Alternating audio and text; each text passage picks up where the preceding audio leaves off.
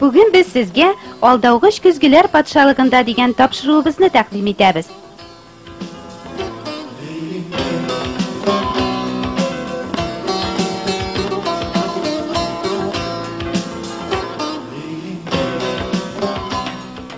Birinchi kişiler Adem bilen Havvaның Allah'ın sözünü tыңламый, гынахка кирүләре аркасында bütün kişilik dünyası ruhi үлемгә düşәр була. Bu dünyanın mirzası İblis. Kişilerge Koranı ак, явызлыкны яхшылык, Allah'ı каршында җирәнгеш эшләрне изгелек дип күрсәтүдә bütün көчен куя. Һәм чыннан да без кешеләр алдагыч көзгеләр патшалыгында кебек яшибез. Аллаһдан куркып, аңа яраулана гына эшләр урында, нәкъ шуның киресен, Худайга җирәнгеш ва әшәке эшләр эшлибез. Һәм яратучы, җан бирүче, сулыш өрүче бик Аллаһы каршында үзебезне хәтта гаепле итеп тә санамыйбыз.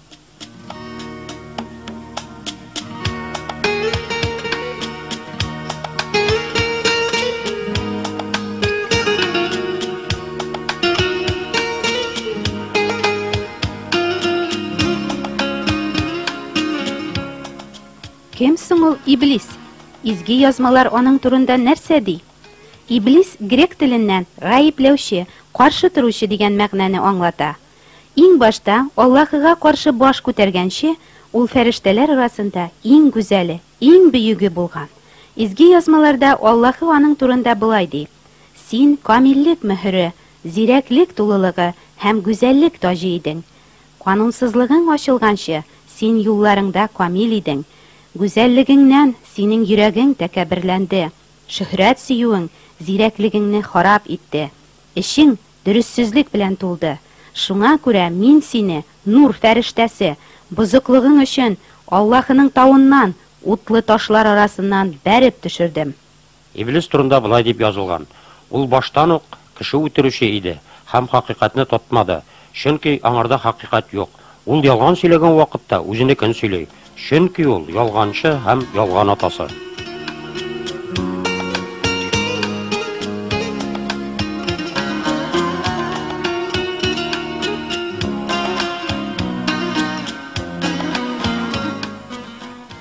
Иблис һәм аның хезмәтчеләре кешеләрне хәзердә Аллаһыга каршы баш күтәрергә, аңа ышанмаска, аны гөнаһ эшләп төрле рәнҗетергә, мыскыл итәргә котырталар. Син, кеше, ғарур бул, бер кемгә дә баш имә. Син ирекле, гомереңне рәхәтләнеп, үлен турында уйламыйча, ниндидер Алла дип башыңны ватмыйча, тәнеңнең нәфесләрен канәгатьләндереп, туйганчы ашап-эчеп, кайф сафа кырып яшә ди безгә бу дөньяның түрәсе Иблис. Җаның теләгән бер нәрсәдән дә баш тартма. Гомер ике килми, кадерен белеп кал, үкенерлек булмасын ди ул. Сине рәнҗетәләр икән, үч ал, җибек булма, усал бул, үзеңне үзең якларга өйрән. Сине бер кем дә якламас. Кеше турында кайгыртканчы, башта үзеңне кара.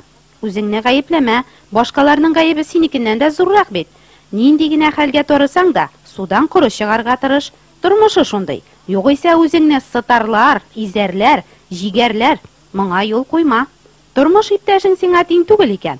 Гомереңне юкка уздырма. Сайла икенчене, өченчене, бишенчене, йөзенчене. Син ирекле бит.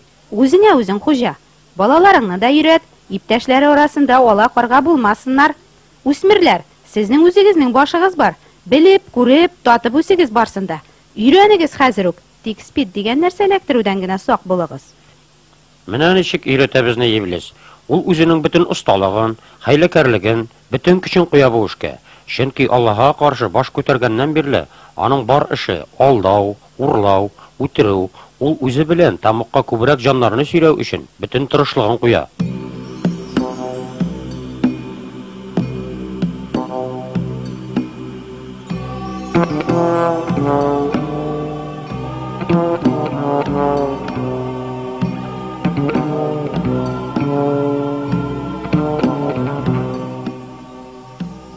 Бу дөньяда әлегә Иблис хакимлек итә. Җирдә ул Аллаһының хак сүзе таралуга һәр төрле киртәләр куя. Кешеләрнең күңелләренә чәчелгән Аллаһының изге орлыкларын урлап, бәндәләрне төрлечә шиккә, вәсвәсәгә төшерә, котырта, алдый, явыз ниятләр курдырта, һәлакәткә илтә. Шахшырыклар хәтта кешеләрнең эшләренә кирәк яшиләр. Аларны төрле ширләр белән җәфалыйлар. Иблис үзе үк изге язмалар тотып, яктылык фәрештәсе кыяфәтенә кирип, кешеләрне алдап өйрәтер ди язмалар. Шакшы рухларны куып чыгару өчен иблис хезмәтчеләре Аллаһы исемен кушып, нинди генә дугалар укымасыннар, алар кешеләрне явыз рухлардан коткара алмыйлар. Ширле кеше бу дугалардан соң сихәтләнгән кебек була, ләкин бу вакытлыча гына. Балыкларны кармакка эләктерү өчен куелган җим генә. Чөнки шакшы рух кеше иченнән чыкканнан соң сусыз урыннарда тынычлык эзләп йөри һәм таба алмый. Шул вакыт ул үзем чыккан өемә кире кайтам ди. Һәм кире кайткач, ул аны буш, сиберилгән һәм җыештырылган хәлдә таба. Шуннан ул кире китеп, үзеннән дә явызрак 7 рухны ияртеп килә. Һәм алар шунда кирип урнашалар. Һәм ул кешенең соңгы хәле элеккә караганда начаррак була дип укыйбыз изге язмалардан.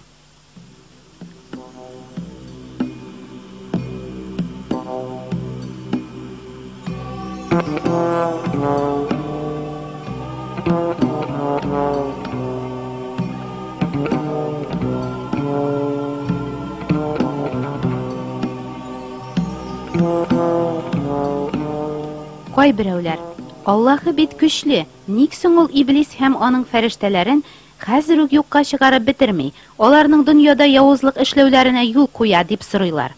Әйе, Аллаһы бөек, кодрәтле, ул әлбәттә явыз рухларны хәзер үк юкка чыгарып бетерә ала. Ләкин безнең уйлар Худайның уйлары түгел, безнең юллар аның юллары түгел. Аллаһы хәтта явызлыкны да үзенең даны өчен куллана ала. Мисал өчен, шүлмәкче үзе балчыктан ясаган савыт кулланырга яраклы, файдалы, ныклы булсын өчен, аны утта кыздырып эшкәрткән кебек, Аллаһы да явыз көчләрнең кешеләргә тәэсирен үзе яраткан бәндәләрне сынаулар аша үткәреп, чыныктырыр өчен файдалана.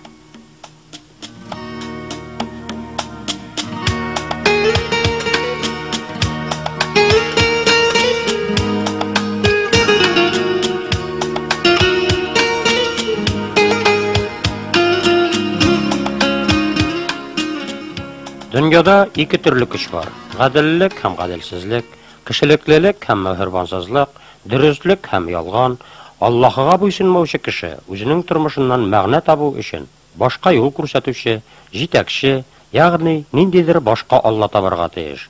Ул хакыйкый һәм тере Алланы башка нәрсә белән байлык, дәрәҗә, дан казану яки кеше белән алыштырырга мәҗбүр. Тормыш чыганагы турында уйланып фикер йөрткәндә, кеше нинди нәтиҗәгә килсә, тормышын шуңа буйсындыра да, кеше үз ирке белән ике юлның берсен сайлый. Чөнки өченче юл юк. Әгәр ул Аллаһыга буйсынмый, үзе теләгәнчә яши икән, димәк бу кеше үзе дә аңлап бетермәстән иркен иблискә тапшыра. Адәм баласы изгелеккә яки явызлыкка үзе теләп буйсына. Ә кем нәрсәгә буйсына, ул шуның кулына әверелә. Ягъни кеше Аллаһы кушканча яшәмәсә, гөнаһ кылына әверелә. Мин ирекле, минем үз юлым бар, мин беркемгә дә буйсынмыйм дия биреп, ул тырышып иблиснең әмерләрен үти, аның кулы булып яши. Аллаһының хакыйкатен, яктылыгын ихлас күңелдән эзләмәгән җан бу явыз затның арбасына җигелеп, үзен иблистән камчылата, бөтен көченә шушы фани дөньяның авыр йөген сөйри. Мин иблис кулы бит дигән уй аның башына да килми хәтта, чөнки аның күзләрен гөнаһ томалаган.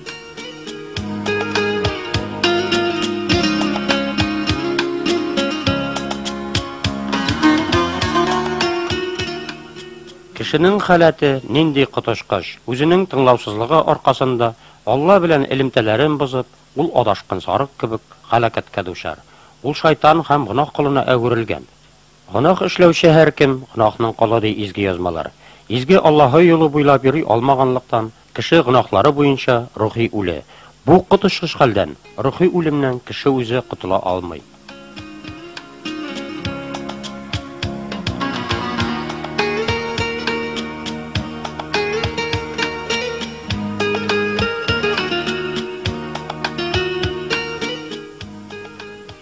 Дөньяда бик күп төрле диннәр бар.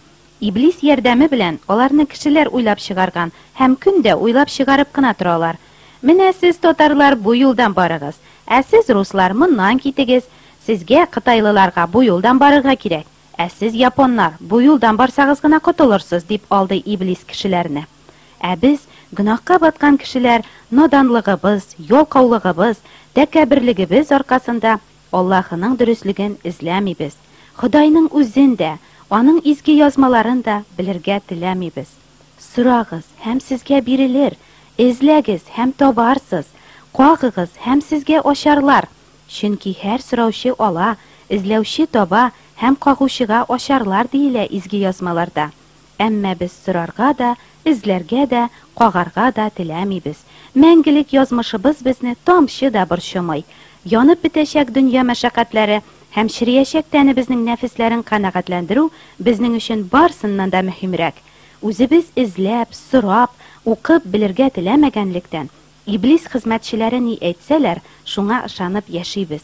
Ходаем, мин гөнаһлы бәндәңне кичер зинһар, тамук утыннан мине коткар, иблис мине алдамасын, миңа үзеңнең дөрес юлыңны күрсәт дип, ихлас күңелдән ялварып, Аллаһыга дуга кылырга теләмибез.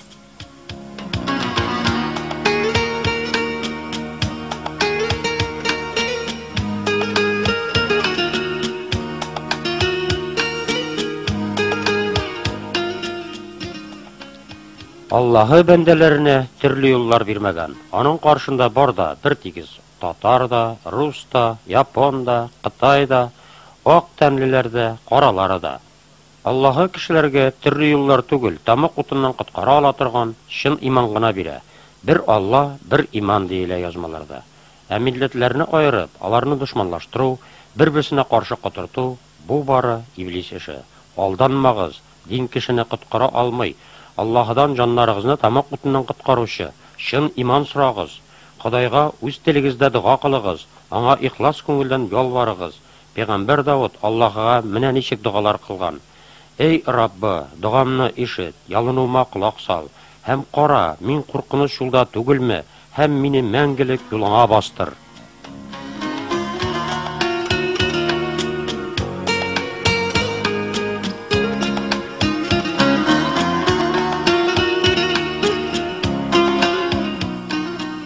Күңелендә Аллаһыга чын иманы булган кеше иблистән качарга түгел, ә аңа каршы торырга һәм аны Ходай сүзе белән җиңәргә өйрәнә.